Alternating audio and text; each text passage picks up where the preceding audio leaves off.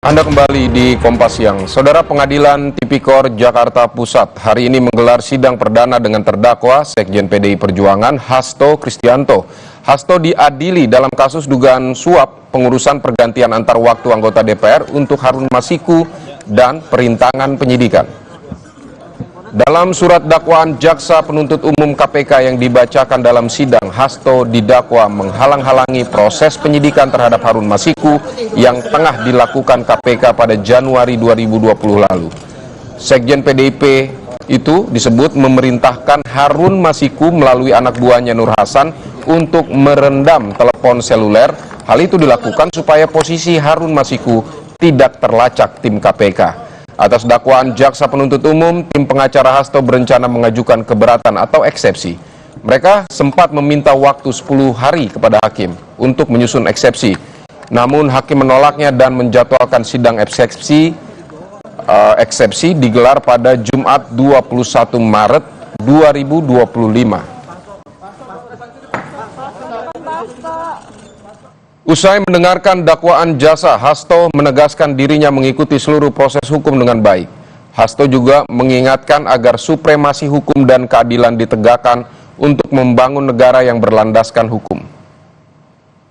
Saya mengikuti seluruh proses hukum ini dengan sebaik-baiknya, karena kami percaya bahwa keadilan akan ditegakkan, dan untuk itulah Republik Indonesia ini dibangun dengan pengorbanan jiwa dan raga yang luar biasa dari para pahlawan bangsa, rakyat yang tidak berdosa yang menyerahkan nyawanya, semuanya demi untuk membangun suatu negara hukum.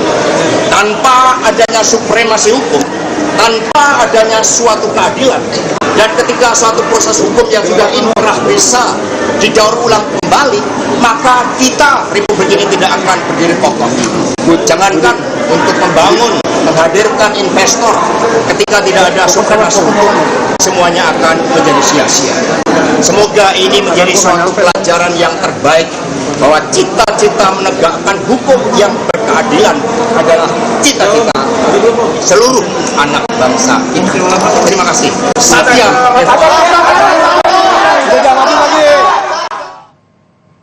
Sebelumnya, Saudara, Hasto Kristianto ditetapkan sebagai tersangka oleh KPK dengan 2 jeratan pasal sekaligus, yakni pasal suap dan perintangan penyidikan. Dalam pasal suap, Hasto bersama Harun Masiku diduga melakukan penyuapan kepada mantan komisioner KPU Wahyu Setiawan. Sementara di pasal perintangan penyidikan, Sekjen PDIP itu diduga menghalangi upaya pencarian KPK terhadap Harun Masiku yang saat ini masih buron.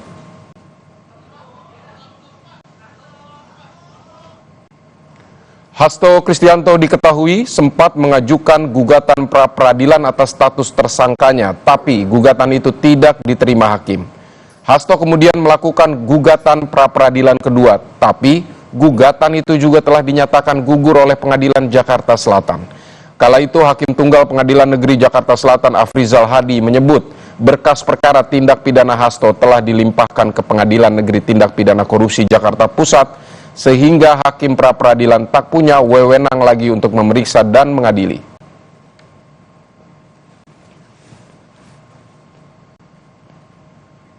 Saudara, untuk informasi selengkapnya, kita akan menyapa jurnalis Kompas TV Niputu Trisnanda dan juru kamera Andi Meidarwan di Pengadilan Tipikor Jakarta.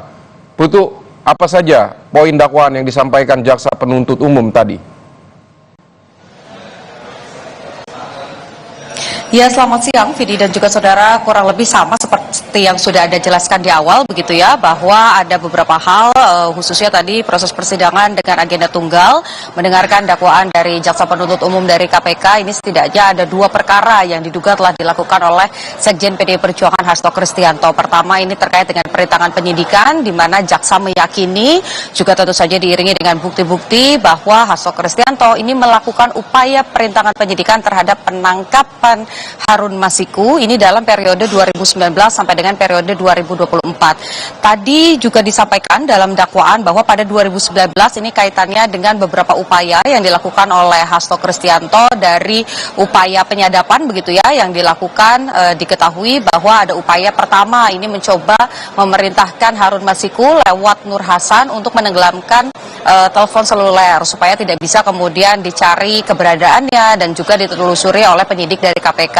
Tak hanya itu juga ada arahan untuk kemudian datang ke kantor DPP di mana kalau berdasarkan keyakinan dari jaksa penuntut umum ini secara radar begitu posisi dari Hasto Kristianto ini juga ada di lokasi yang sama dengan Harun Masiku. Kemudian setelah itu baru ke PT IKA dan setelah itu baru penyidik dari KPK ini tidak bisa menemukan Harun Masiku sampai dengan hari ini dan juga belum ditangkap dan statusnya masih merupakan DPO. Tidak hanya pada tahun 2019 saja tapi juga pada tahun 2024 di mana jaksa meyakini ada upaya untuk menghilangkan barang bukti di mana Hasto Kristianto ini memerintahkan stafnya Kusnadi untuk kemudian menenggelamkan atau memasukkan telepon seluler ini ke dalam air supaya ini menjadi kegiatan atau sifatnya antisipasi jika nanti penyidik KPK ini melakukan upaya paksa pada proses penyelidikan yang waktu itu dilakukan dan Hasto Kristianto juga dipanggil sebagai saksi. Hal-hal itu yang kemudian dianggap atau diyakini oleh KPK dan juga jaksa penuntut umum yang ditulis dalam dakwaannya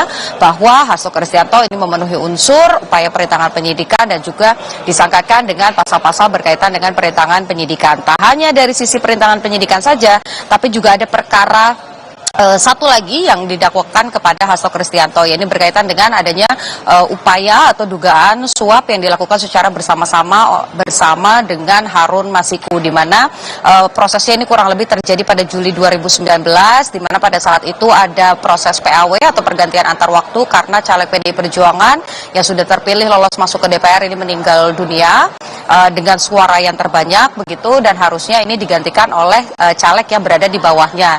Di peringkat ketiga ada Rizky Aprilia, tapi kemudian yang diperintahkan untuk maju menggantikan posisinya adalah Harun Masiku yang pada saat itu ada di peringkat ke-6. Nah, karena permintaan dari Hasto Kristianto ini kemudian ditolak oleh Rizky Aprilia sehingga ada upaya lain yang dilakukan oleh Hasto, ya ini dengan cara menghubungi atau membuka komunikasi dengan KPU dan juga Bawaslu.